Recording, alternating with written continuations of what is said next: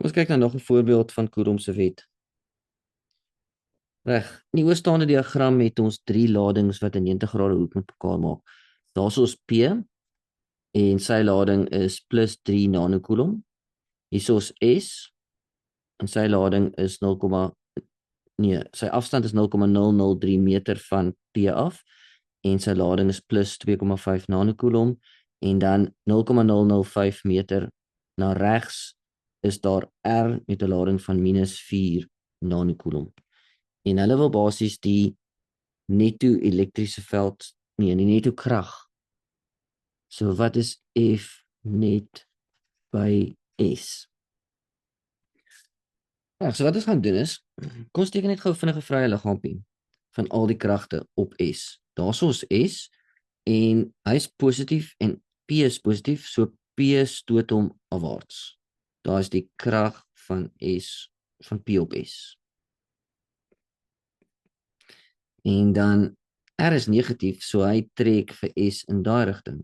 So daar is die krag van R op S. Nou, so kom ons werk albei uit.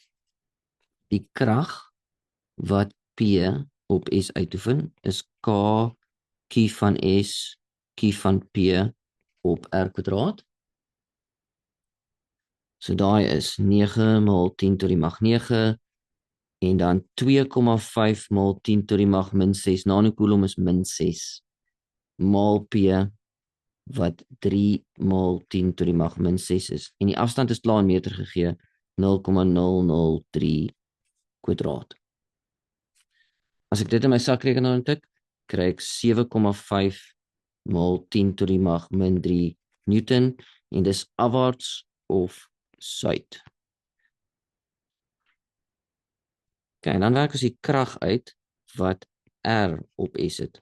Selfde vergelyking. K kie van S kie van R op R kwadraat.